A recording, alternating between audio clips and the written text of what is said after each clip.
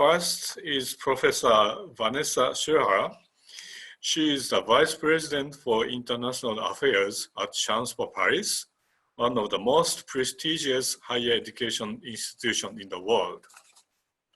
And Sciences Po is also a long-time student exchange partner of Keio University. And she will now give a presentation about being a global university in the post-mobility world, drawing on her thoughts and experiences. So Professor Scherrer, if you are ready, please go ahead. The time is yours. Thank you very much, Professor Obi. I will be delighted. Of course, thank you for the introduction. I am Vanessa Scherrer. I'm a political scientist and I'm the Vice President for International Affairs of Sciences Po. And it's a great honor for me to be with you and share thoughts with esteemed panelists, with my dear colleague, Professor Obi, and with an esteemed audience coming from Japan and beyond. I'd like to thank, of course, the Minister of Education, Culture, Sports, Science and Technology of Japan for supporting such an important symposium on the internationalization of higher education in the post-COVID world.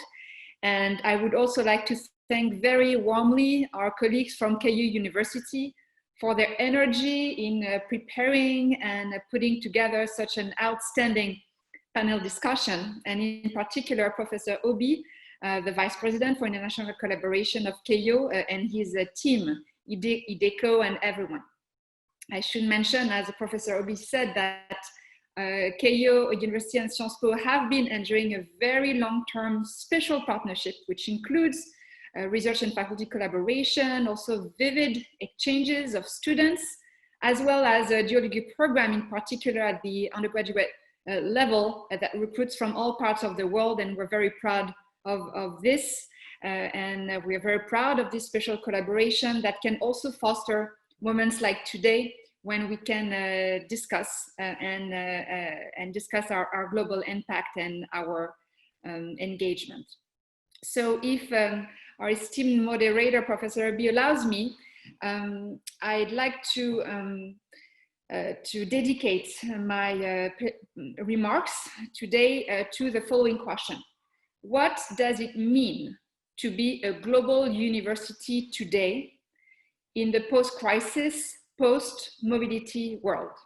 And that will lead me to slide 1, if possible. Slide 2, sorry, thank you. First of all, I'd like us to take a step back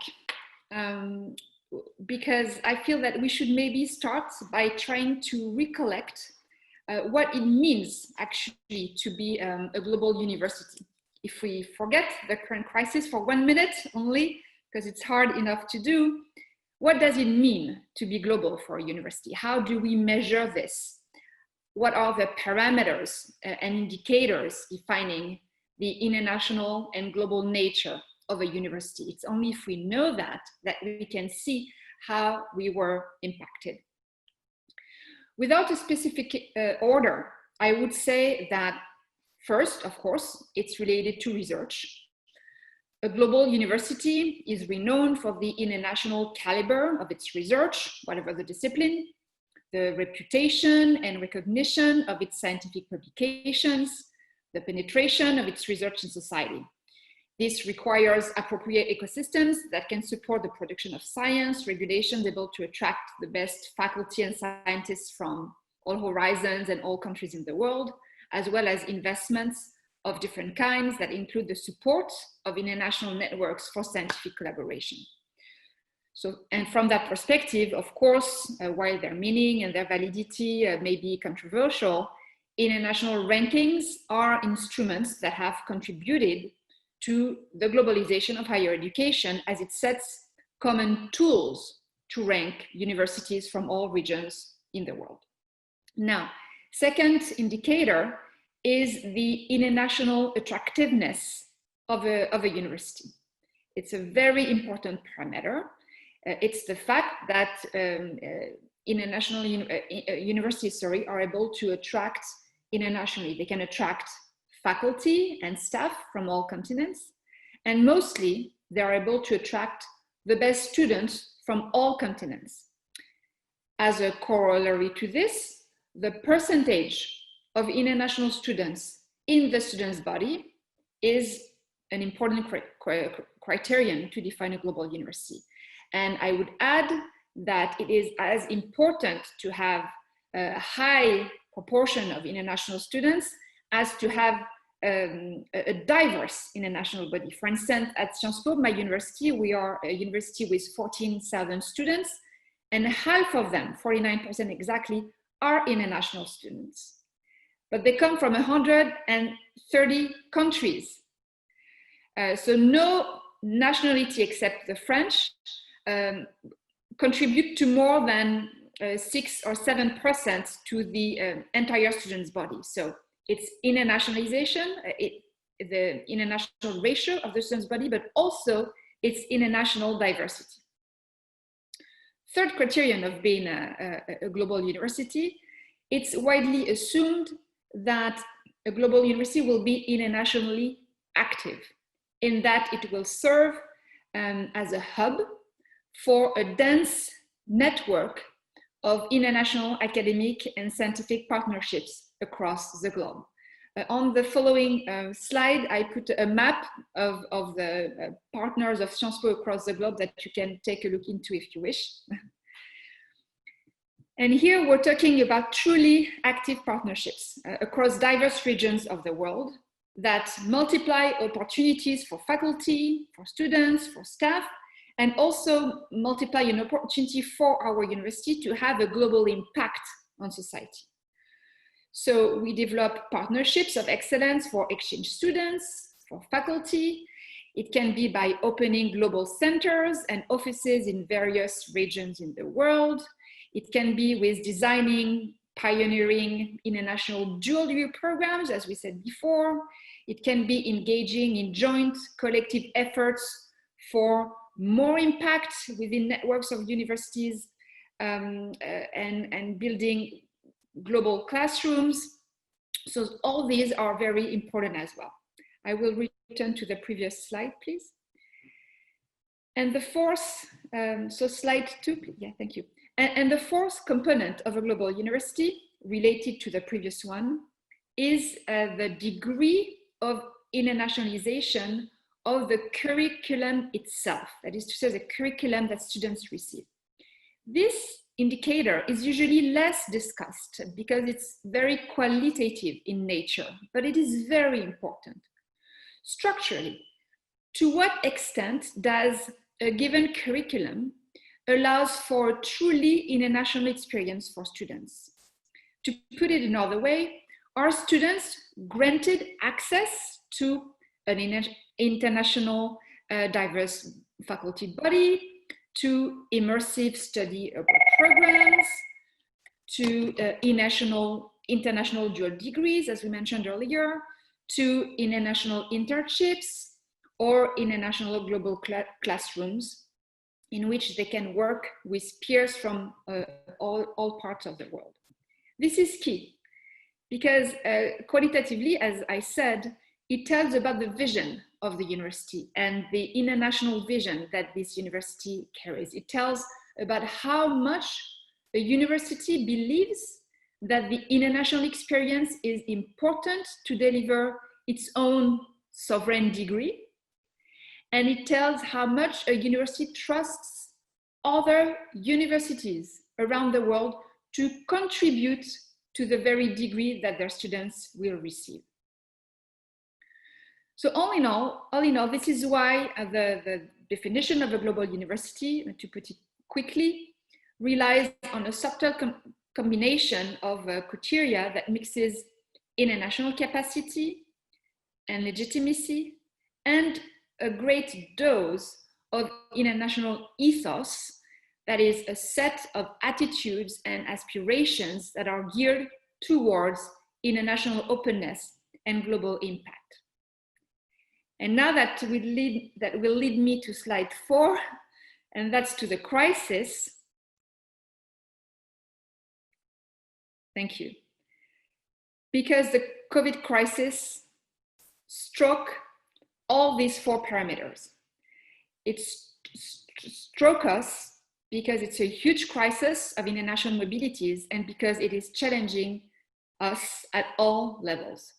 It challenges the usual roots of research connections and mercados in all disciplines. It challenges the capacity and the willingness of students to seek higher education outside of their own region of the world.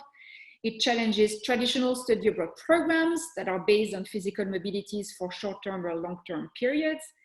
It challenges the most open universities in a world that is facing unprecedented risks. And this is what we are talking about today. So in the rush last spring, as Professor Obi described earlier with the MEXT presentation, all of us, we adapted, and we are still adapting to the new normal. That's our topic today. But meanwhile, I also believe that we are involved in the very definition of the new normal. And that's what I would like to discuss now. If we could please move to slide 5.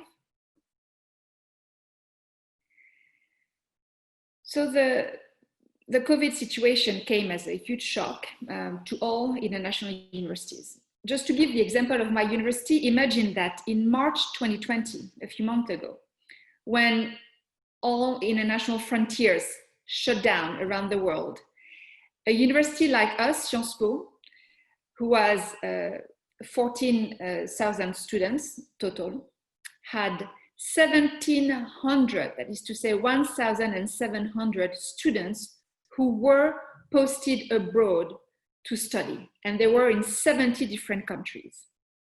At the very same time, many countries like France entered a long-term lockdown that led us to close down our campuses. Just to give you an idea, and I'm sure it's the same with all the colleagues who are here, but we looked into this. Sciences Po, who was created in 1872, 150 years ago, we had never, ever closed down, even for one day in our entire history, even during the 2 world wars, just to give you an idea of the shock. So this pandemic and the international and national shutdowns that came with it carried acute matters of physical security for our students who are abroad, our students who are here, including international students, and also for the academic security. That's what we call pedagogical continuity. And an acuteness that is unprecedented and quite frankly, not imaginable. So how did we adapt to the normal? I believe that across all continents, we should say that universities adapted quite well. And I'll give you 3 examples that are carried from my experience. If you could please move us to slide 6. So there were strategies of online and hybrid education that emerged heavily. So that's the first consequence and the first impact on the sector. Most universities suspended, at least for a while, their courses, but they resumed classes promptly in other formats. So suddenly, the world of higher education turned to online education, or at least hybrid education, as Professor Obi said. That is a mix of in-person and online education. Students found themselves studying from home, sometimes in faraway lands, sometimes with heavy time zone differences, sometimes with difficult material conditions. Faculty too had to teach from home with their families in new formats with great devotion. And academic security was secured. And I should also say that, and it's an important point, that the value of equity of opportunities between students could also be secured thanks to the online education, because global universities also have to protect specifically international students or students with difficulties in such situation, and make sure that they receive the exact same care and they have access to the exact same course offerings and course of study wherever they are and whatever their situation. The second impact that came with the crisis are debates over the very nature and the very importance of international mobility and exchanges. Two things on this. The first thing is that it's not yet clear whether this crisis will actually reduce international mobilities of degree-seeking students, which is different than exchange students. Some universities have lost international degree students in this incoming year, but others have not. And at this stage, the impact of the crisis on the attractiveness of global universities is still an open question, and we'll have to examine this later on to see what was the impact of government policies and specific university policies. So I won't get into this too much. The one thing I would like to get into more specifically relates to the fourth criterion that I mentioned earlier. The degree of internationalization of any given curriculum, and in particular, the notion of immersive international academic experience, that is to say, long-term study abroad programs. And I'll spend a little time on this because, as I told you, we had 1,700 students who were on exchange when the crisis happened, most of them undergraduate students. And it was very difficult. They were secured and their academic semester could be completed. But now the question was, what do we do for next year? And that is now. And the question is still open. To go quickly, do we cancel all exchange programs for next year? Potentially depriving thousands, as far as we're concerned, students from enjoying experience abroad or at Sciences Po for incoming students. This is a big responsibility. It's a big decision to make. But we have to decide what to do with that. At Sciences Po, we have decided not to cancel our exchange programs. We decided to preserve our international mobility programs because they are very dear to our students and also to our vision of our curriculum. So with many partners across the world, and we had to connect with over 400 partners across the world to dialogue with them and see how we could work together. Well, we've been able to join forces and offer our respective students a true international experience for their studies, even if it's an online exchange program. And that's a new concept as we adapted to the crisis. We invented all together this idea of online but still fully immersive international study experience. It is certainly suboptimal compared to the physical experience, but that's what the current world is about. And we are convinced that even if it's suboptimal, it's better than no international at all. It's better because still, even if it's online, you can enjoy the full study abroad experience, you enjoy multilingualism, you enrich your academic background thanks to the connection with other academic centers of excellence in another country. You have to develop your soft skills and your capacity to adapt. You enter a new academic environment with professors from the other university, with peers from the other universities. So in a nutshell, even in a world that is wearing a mask, and even as we are all wearing a mask, such an experience does meet the expectation of any study abroad experience, and we must defend it. The third impact is on the global academic partnerships and networks that have entered, I believe, in a mutation phase. In all the efforts that we gave, we could, I think all of us, rely on our closest academic partners and networks that were also transforming. To give you two examples, the European Union supported heavily the recently created European universities to boost trans-European universities facing the crisis. And I know that ambition initiatives in Asia are also undergoing, and our colleagues, I think, will present this later on today. On another aspect, there is a new born alliance called the the Alliance of Global Universities, the U7 Plus Alliance, in which Keio is part and Sciences Po as well, that was launched in 2019 during the French presidency of the G7. And it also happened to be a very important network to exchange best practice and remain geared toward our impact on society rather than reflecting solely on our own destiny facing the crisis. So at that point, it seems clear to me, and I hope I've transferred the point to you, that in addition to merely adapting to the situation, universities also managed to seize unexpected and new opportunities from this terrible and horrendous crisis around two main points. First, the online education, which became an absolute obligation. And quite frankly, and to all faculty here in the room today, that was not obvious before. And never forget that universities are also places for established practices that can be stubborn. So even in a world of innovation. So it was not granted 1 year ago that we could move to online with the support of all of our faculty so easily. But we can certainly anticipate that online components will remain. They will become, even if it's not a majority, a constant component of regular higher education, and that I think it should. The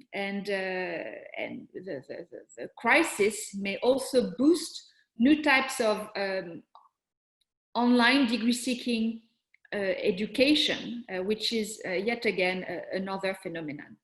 The second opportunity that we could seize is that the crisis gave its full potential to new experiments for the internationalization of education within the classroom. For instance, initiatives have bloomed to develop joint global classrooms between two or more faculty who co-build the curriculum, mix their respective groups of students from different countries. And this is, of course, a new world that's opening to the students and to the faculty. Similarly, joint online portfolios of courses are being pulled together between universities at an international level, and they are made accessible to students who are affiliated to their universities or to a wider public. So in this new phase, thanks or because of the crisis, new opportunities will include multilateral online degrees, extended co-supervising opportunities for students, and much more. So this is why, yes, I believe that we are indeed entering a new era of higher education when global academic partnerships are going to mutate. Networks will become key platforms to pool and share resources and multiply the opportunities offered to their students, their faculty, their staff, their alumni, and societies at large. This is the model of that our European colleagues and us are trying to implement with Civica, the European University of Social Sciences, between a group of universities that includes Sciences Po, the London School of Economics, the LSE, Bocconi, Central European University, EUI, the European University, and a few others. But, and I'm getting to my conclusion, while we seize these opportunities, it is also important to remind ourselves of the responsibility that we carry. Universities are global actors. They have an impact on society. What they do counts. What they say counts. How they behave counts. As such, we universities, we are creator of norms. And we must remember that we contribute to the designing of the new normal. We are not only reacting, responding, and adapting to the new normal. We are actively defining the new normal. And I'd like to conclude on this because the new normal is the main topic of our symposium today. But the new normal is more than just an external factor. It's more than just a context that higher education is adapting to. We are actively shaping this new normal, and this comes with high responsibility. As we prepare, I hope, for the post-crisis world, as soon as possible, I hope, let's go back to these basics. Yes, absolutely. Let's seize the new horizons opened by this crisis, especially online networked education. And let's commit to developing many additional international opportunities for our communities. But let us not jeopardize the gold standard of international higher education, which are physical mobilities. Nothing will ever replace an immersive human international experience for a student to grow as an individual, to gain academic strength, but also to nurture interest for other cultures, to build mutual dialogue and understanding. This is one of the lessons that we Europeans, we draw since World War II from the famous Erasmus Plus programs, which have benefited to millions of young Europeans over the last decade, became Europeans. And this program remains today the most popular European policy in times, you can believe me, of great mistrust in institutions. And it's the same at the international level. And I believe strongly that the past, the present, and the future of higher education is there. Universities are global actors, and we contribute to dialogue and peace, and that's also the future of international higher education. Thank you for your attention. Thank you very much, Professor Scherrer. The presentation was very inspiring and encouraging to us.